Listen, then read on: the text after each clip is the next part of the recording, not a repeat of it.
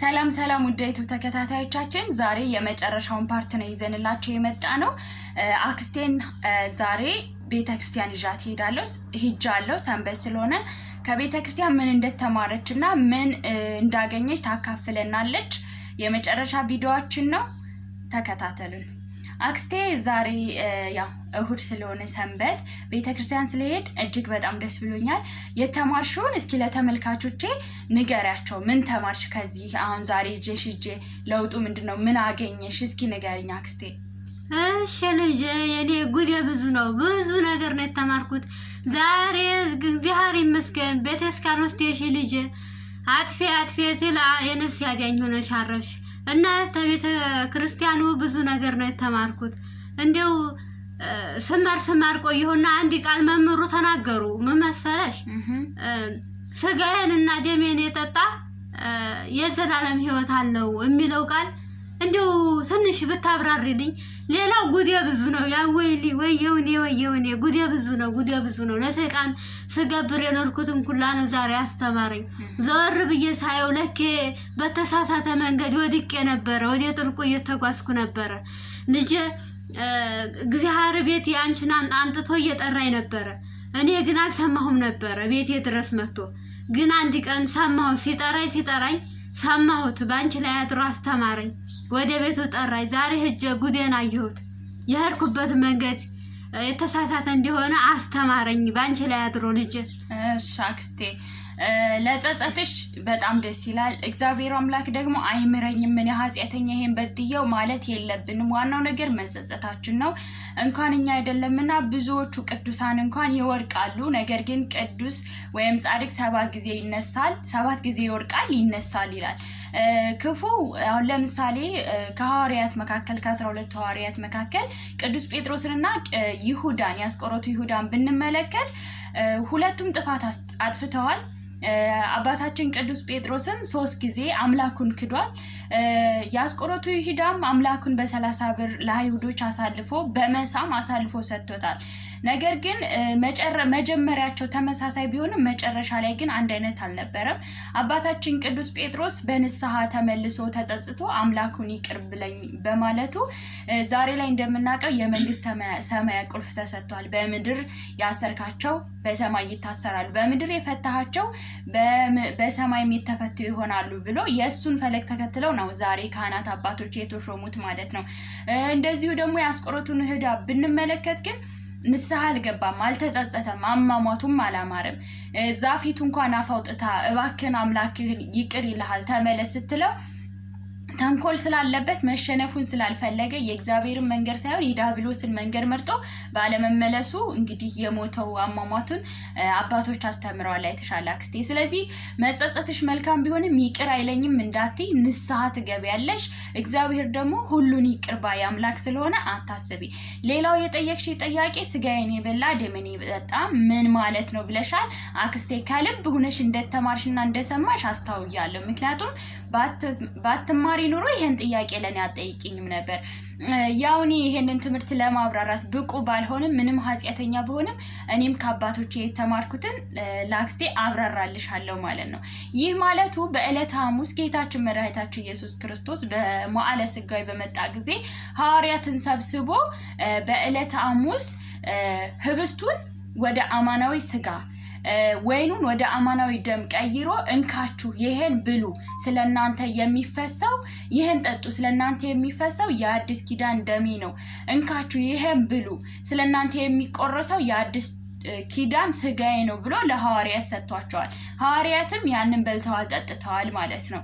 ስለዚህ ዛሬም ካህናት አባቶች አይንተ እግዚአብሔር የተባሉ ካህናት በቤተ መቅደሱ ደመ መለኮቱን እና ህብስቱን በአማናዊ በሚታይ አገልግሎት ካህናቶቹ የሚታዩ ናቸው። በሚታይ አገልግሎት በማይታይ ሚስጥር ህብስቱን ወደ ስጋ ጽዋውን ወደ ደም ወደ መለኮት ቀይረው እኛ ቃሉን እንድንፈጽም ወይም ደግሞ ስጋዬን የበላ ደሜን የጠጣ የዘላለም ሕይወት አለው ብሎ የተናገረውን ጌታችን መድኃኒታችን ኢየሱስ ክርስቶስ ክብር ምስጋና ይገባውና በካህናቶች አባቶቻችን ምክንያት እኛ በማመን በእምነት ሆነን አባቶች ገና ሲቀድሱ ይቀየራል። ስጋው ወደ ህብስቱ ወደ ስጋ ምንድነው ወይኑ ደግሞ ወደ ደም ይቀየራል ማለት ነው። ይህ እንዴት ሆነ ቢሉ ይህ ሚስጥር ነው። እግዚአብሔር አምላክ የሚሳነው ነገር የለውም። ምክንያቱም ሰማይን ያለ ካስማ ሰማይን ያለ ባላ ምድርን ያለ ካስማ ያቆመ በቃሉ ያጸና አምላክ በእምነት ሆኖ የጠየቁትን ካህናት አባቶች ይቀይርላቸዋል። እኛም ደግሞ በእምነትና በፍርሃት ሆነን ያንን ስንወስድ የስሙ ቀዳሽና የመንግስቱ ወራሽ እንሆናለን። አክስቴ ሌላውን ደግሞ ሰፋ አድርገው አባቶች በድጋሜ ስንሄድ ስለሚያስተምሩ በእኔ በደካማዋ በኃጢአተኛዋ አንደበት ተዘርዝሮ የሚያልቅ ስላልሆነ ይሄ ነው። ሌላ ጥያቄ ካለሽ ጠይቂኝ አክስቴ። እግዚአብሔር ይጠብቅልኝ ልጅ፣ በጣም ትልቅ ሰው ነሽ፣ አስተዋይ ነሽ ወንድሜ ልጅ። አሜን። እግዚአብሔር ይጠብቅልኝ እስተ ወንድሜ፣ በጣም አስተዋይ ልጅ ነው የወለደኝ። አሜን አክስቴ። በፊት ባለማወቅ ስምሽን ሳጠፋም ኖሬ ነበረ ወግጅልኝ እስከ ማለት። እናም አንድ ጥያቄ አለኝ አሁን። እግዚአብሔር ፈቅዶ ለስጋው ደግሞ አሁን ቁርባን መቀበሉን ፈልጌያለሁኝ። እናም ንስሐ ገብቼ ባይገባኝም ንስሐ ገብቼ ለመቅረብ ስላሰብኩኝ ከዛ በፊት ምን ማድረግ አለብኝ? ከቆረብኩ በኋላ ከምን ነገር መጠበቅ አለብኝ? ምን የሚያስፈልገኝ ነገር ካለ ከወዲሁ መዘጋጀት ስለምፈልግ ይህንን እንድታስተምርኝ ማወቅ ስለፈለኩ። እሺ አክስቴ፣ መልካም ጥሩ ጥያቄ ነው። እንግዲህ ሁላችንም ስጋ ወደሙን ስንቀበል ቀድሜ እንዳብራራሁልሽ በፍርሃት መሆን አለበት። መጀመሪያ ስጋ ወደሙን ከመቀበላችን በፊት ንስሐ አባት ይዘን ኃጢአታችንን ትልቅ ነው ትንሽ ነው ሳንል በካህኑ ፊት ቁጭ ብለን ለእግዚአብሔር እንናገራለን ማለት ነው። ካህኑ ታዛቢ ነው። በካህን አማካኝነት ወደ እግዚአብሔር ሄድና ካህናቶች ደግሞ ለኛ ቅኖና ይሰጡናል። ለሰራነው ኃጢአት ቅኖና ይሰጡናል። የሰጠኑን ቅኖና በአግባብ በመፈጸም ወደ አባታችን ወደ ካህኑ ሂደን የሰጡኝን ቅነና ጨርሻለሁ አባ፣ ካሁን በኋላ መቁረብ እፈልጋለሁ ስትይ እንግዲህ ከመቁረብሽ በፊት ንስሐሽን ከጨረሽ በኋላ 18 ሰዓት መጾም ይጠበቅብናል። ስጋ ወደሙን ከመቀበላችን በፊት 18 ሰዓት መጾም ይጠበቅብናል። ከዛም በኋላ ደግሞ ሌላው ዝግጅት ደግሞ እስከ 3 ቀን ባለትዳር ነሽ፣ ልጆች አሉሽ፣ አባትሽ ማለት ነው ባለቤትሽ አለ። ከባለቤትሽ ለ3 ቀን ያህል መራቅ አለብሽ። ከባለቤትሽ ጋር ማደር የለብሽም። ቁርባን ልትቀበይ ስትዘጋጂ አክስቴ ልብ በይኝ፣ 18 ሰዓት ትጾሚያለሽ። 3 ቀን ከባለቤትሽ ጋር አንድ ላይ ማደር የለብሽም። እንደገና ቅድመ ዝግጅት ትታጠቢያለሽ።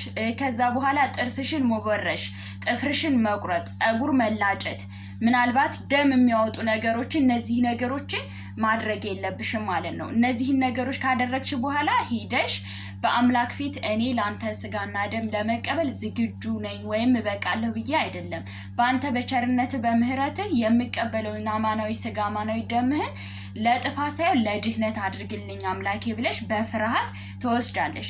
ከወሰድሽም በኋላ ወደ ቤትሽ ስትመለሽ መጀመሪያ አክስቴ አፍሽን ማፈን አለብሽ። ይህ አፍሽን የምታፈኝበት ምክንያት ምናልባት ሰይጣን ስለሚፈታተን ጉድፍ እንዳይገባ ወደ አፍሽ፣ ዝንቦች እንደዚህ የተለያዩ ተዋሲያናን በገቡ ቁጥር እትፍ ብለሽ ምራቅሽን መጥፋት የለብሽም። ምክንያቱም ቅዱስ የሆነውን ስጋና ደም ስለወሰድሽ ማለት ነው። ከዛም በኋላ ደግሞ ረጅም መንገድ ወይም የሚያደክም ስራ መስራት የለብሽም እስከ 3 ቀን ድረስ፣ ምክንያቱም ላብ እንዳይወጣሽ ማለት ነው። ላብ ከወጣሽ ደግሞ የእግዚአብሔር ስጋና ደም በላብሽ አማካኝነት የተቀደሰው ስጋና ደም ወደ መሬት መፍሰስ ስለሌለበት ማለት ነው። እንደዚሁ ደግሞ እንቅፋት ሊመታሽ ይችላል። የተለያየ ቦታ ስቴጅ ደሙ ከቅዱስ ደሙ ጋር ሌላው የኛ ዝም ብሎ ብእሲቱ ወይም የሰው ደም መቀላቀል ስለሌለበት ከነዚህ ነገሮች መጠንቀቅ አለብሽ።